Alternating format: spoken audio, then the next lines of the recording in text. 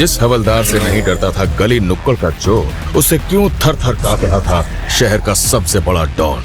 आखिर क्यों एक हवलदार से डरता था पूरा पुलिस डिपार्टमेंट? आखिर कौन है ये हवलदार? कोई देशभक्त या कोई पुलिस वाला गुंडा? क्या आपने सुनी है ये हैरत अंगेज कहानी? अगर नहीं तो अभी सुनिए एकदम मुफ्त में, और बने रहिए हमारे साथ।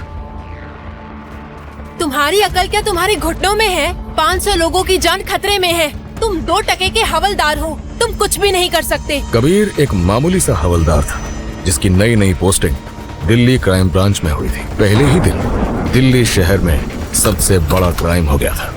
पहले ही दिन प्रियंका और निखिल ने कबीर की बहुत बुरी तरह से बेइज्जती कर दी थी। देखो, मुझे वहाँ लेकर चलो, शायद मैं मदद कर सकता हूँ। तू क्या मदद कर सकता है? अपनी बॉडी देखिए, मच्छर से भी कमजोर है तू। गुंडों ने एक हाथ मार दिया तो सारी हड्डियां टूट जाएंगी। मुझे बस एक मौका चाहिए, मैं बस खुद को साबित करना चाहता हूँ। जैसे ही कबीर ने इतना कहा, निखिल ने कबीर को एक जोर का धक्का दिया और वो जमीन पर गिर पड़ा। एक हल्के से धक्के में तू जमीन पर गिर गया और तू वहाँ इतने सारे गुंडों का सामना करेगा। निखिल, हमें इस बेवकूफ कबीर की बातों में समय बर्बाद नहीं करना चाहिए। कमिश्नर साहब हमारा इंतजार कर रहे हैं, हमें वहाँ जल्दी जाना चाहिए और इस गधे को भी साथ ले जाना चाहिए, वरना ये यहाँ कुछ न कुछ नुकसान कर देगा। निखिल और प्रियंका जल्दी से गाड़ी में बैठे और क्राइम स्पॉट की तरफ जाने लगे। जैसे ही वो क्राइम स्पॉट पर पहुंचे, कमिश्नर सर ने रोते हुए कहा, अंदर 500 लोगों के साथ मेरी बेटी भी फंसी हुई है। मेरी बेटी को कुछ हो गया तो मैं खुद को कभी माफ नहीं कर पाऊंगा। और तभी 2 गुंडे बाहर आए जिनके हाथों में बड़ी बड़ी बंदूकें थी। हमारे बॉस का ऑर्डर है कि 5 मिनट के अंदर 500 करोड़ पहुंच जाने चाहिए, वरना सबसे पहली गोली चलेगी नहीं। कमिश्नर की बेटी पे। प्लीज ऐसा मत करना, मैं आपके आगे हाथ जोड़ता हूँ। कमिश्नर सर, कोई जरूरत नहीं है इन मामूली गुंडों के आगे हाथ जोड़ने की। कबीर की बात सुनकर गुंडों को और भी गुस्सा आया और उन्होंने एक जोर की लात कबीर को मारी। अगर दोबारा मुंह खोला तो सच में कमिश्नर की बेटी को गोली मार देंगे। नहीं नहीं, तुम ऐसा मत करना, मैं 500 करोड़ का बंदोबस्त करता हूँ। मगर सर, उसकी कोई जरूरत नहीं पड़ेगी। एक बार इनके बॉस से मेरी बात तो करवाओ। ओ कौड़ी के हवलदार, तेरी जुबान तेरी औकात से ज्यादा चल रही है। एक बार ये मुसीबत खत्म होने दे, तुझे मैं जूटी मार मार के सस्पेंड करूंगा। कबीर जमीन पर गिरा हुआ था। उसने अपनी जेब से एक लॉकेट निकाला और गुंडों को देते हुए कहा, एक बार अपने बॉस को बस ये लॉकेट दिखा दो, उसके बाद उनका जो भी ऑर्डर होगा हम सब मानने को तैयार हैं। गुंडे जैसे ही अपने बॉस के पास गए और उन्होंने उसे वो लॉकेट दिखाया, गुंडों का बॉस कांपने लगा। क्या ये कहाँ से आया तुम्हारे पास? ये लॉकेट तो सिर्फ एक ही आदमी के पास है जिसका नाम है कबीर, और अगर वो यहाँ आ गया तो हम सब कहीं के नहीं रहेंगे। मगर बॉस, वो तो बाहर ही खड़ा है और हमने उसे एक लात भी मारी, वो तो बहुत ही कमजोर है। अरे बेवकूफों, तुमने ये क्या कर दिया? ये तो उसकी चाल होती है। अब हम सब बर्बाद हो जाएंगे। कबीर भाई कोई मामूली आदमी नहीं है, वो आग है, आग जिसे हाथ लगाने से हर कोई जल जाता है। अब हमको कबीर भाई से कोई नहीं बचा सकता। आखिर ऐसा क्या राज छिपा था उस लॉकेट में? क्यों एक मामूली से हवलदार का नाम सुनकर कांपने लगा था उन गुंडों का बॉस? कबीर की सच्चाई जानकर उड़ जाएंगे आपके भी होश। मिलिट्री हॉस्पिटल के इमरजेंसी रूम में वहां के 5 बेहतरीन डॉक्टर्स एक जवान को बचाने में लगे हुए थे। उस जवान का पूरा शरीर सुइयों से भरा हुआ था और वो खून से सना हुआ था। कंप्यूटर पर तो वो जवान जिंदा दिखाई दे रहा था, लेकिन देखने में ऐसा लग रहा था जैसे उसकी आंखों से जान चली गई हो। उसका शरीर एकदम बेजान लग रहा था।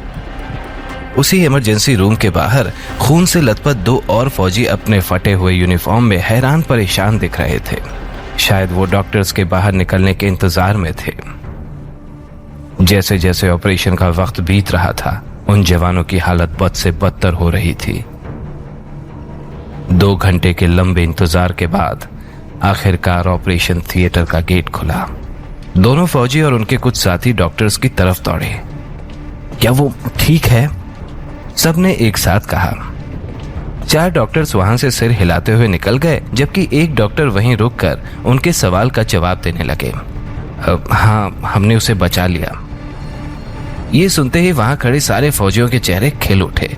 सबको राहत की सांस आई, लेकिन उन फौजियों के टीम इंस्ट्रक्टर को लगा कि बात कुछ और है। वो पूरी तरह से ठीक तो हो जाएगा ना? टीम इंस्ट्रक्टर ने पूछा। उसके शरीर की चोटों की तो ज्यादा दिक्कत नहीं है, लेकिन जो केमिकल उसको लड़ाई के टाइम पर दिया गया था वो खतरनाक है, और ऐसा हमने पहली बार देखा है। ये डिफेक्टिव केमिकल कैटेगरी में आती है। इसको बचाने में जो देरी हुई है उसकी वजह से ये केमिकल उसके ब्लड में मिल गया है और इसे वीक बना रहा है। डॉक्टर की बात सुनकर दोनों फौजी सुन्न पड़ गए। वीक होने से आपका क्या मतलब है? क्या इसका असर उसकी ताकत और परफॉर्मेंस पर पड़ेगा? दरअसल केमिकल पूरे शरीर में फैल गया है। अभी यह कहना मुश्किल है कि इस केमिकल का उसके शरीर पर क्या असर होगा, लेकिन इसका असर घातक भी हो सकता है। इसके साथ जो हुआ उसके लिए मुझे बहुत दुख है। देश के ऐसे जांबाज के साथ इस तरह की घटना होना वाकई हैरान करता है, डॉक्टर ने निराश होकर कहा। डॉक्टर की बात सुनकर दोनों फौजी और उनके साथी शॉक्ड थे। दोनों फौजियों के चेहरे पर 12 बजे हुए थे। तभी एक फौजी ने अपना आपा खो दिया और जोर से दीवार पर अपना हाथ दे मारा। कुछ ही पल में उसके दस्ताने से खून की बूंदें जमीन पर टपकने लगीं। सब मेरी गलती है। शिट! कबीर ने मुझसे कहा था, यह सब मेरी गलती है।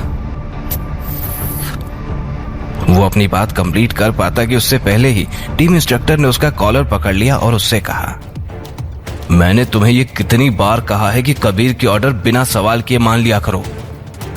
और यह ऑपरेशन कोई आम ऑपरेशन नहीं था। फॉलो ऑर्डर्स, ये 2 शब्द तुम्हारी बुद्धि में नहीं आते क्या? मैं बस जीत की खुशी में वहां से कुछ लेना चाहता था। मुझे बिल्कुल नहीं पता था कि वहां कुछ लोग जिंदा बचे हैं। इसी बीच चेयर पर बैठे सीनियर ऑफिसर ने पूछा, आखिर वहां हुआ क्या था? बताओ मुझे। दूसरे फौजी ने दीवार का सहारा लेते हुए धीरे से कहा,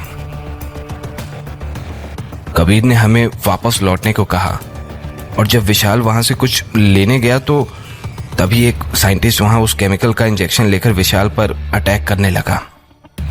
कबीर विशाल को बचाने गए और वो केमिकल का इंजेक्शन उनको लग गया।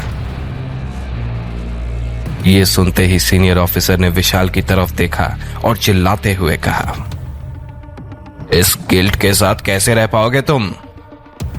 मैं बस कबीर को ठीक देखना चाहता हूं। विशाल को सिर्फ कबीर की चिंता थी। इन सब बकवास का कोई फायदा नहीं।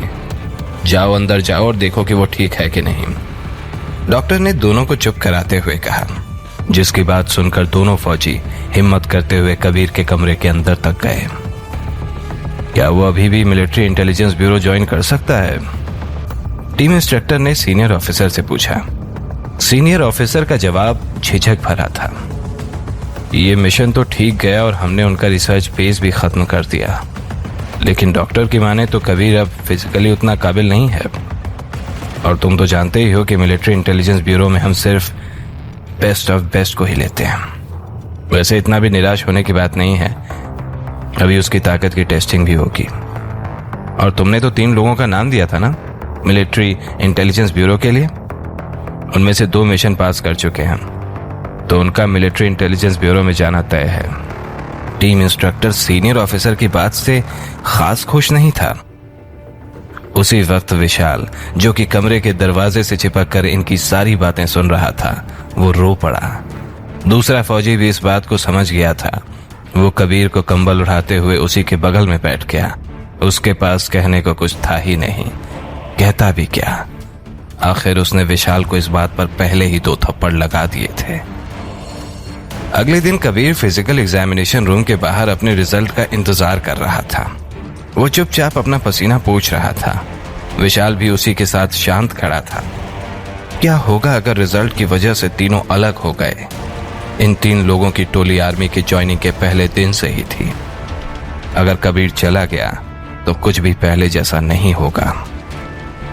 तभी एग्जामिनेशन रूम से एक आदमी हाथ में फोल्डर लिए कबीर की तरफ आया और उसने कहा, रिजल्ट अच्छे नहीं हैं, सुनना चाहोगे? आखिर कबीर था तो फौजी ही। चेहरे पर मुस्कान लिए हुए उसने कहा, जरूर सर। उसकी आवाज में कॉन्फिडेंस साफ झलक रहा था। तुम्हारी पावर, स्पीड, ताकत, हर चीज में बहुत बड़ी गिरावट है।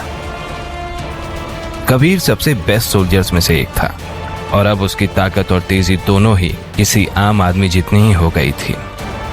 किसी के पास इतनी हिम्मत नहीं थी कि वो उसे बता पाए कि अब वो मिलिट्री इंटेलिजेंस ब्यूरो को ज्वाइन नहीं कर पाएगा। आगे की कहानी जानने के लिए देखें अगला एपिसोड सिर्फ पॉकेट एफएम के YouTube चैनल पर, और सीक्रेट फौजी के सारे एपिसोड्स को सुनने के लिए डिस्क्रिप्शन में दी लिंक से डाउनलोड करें पॉकेट एफएम ऐप।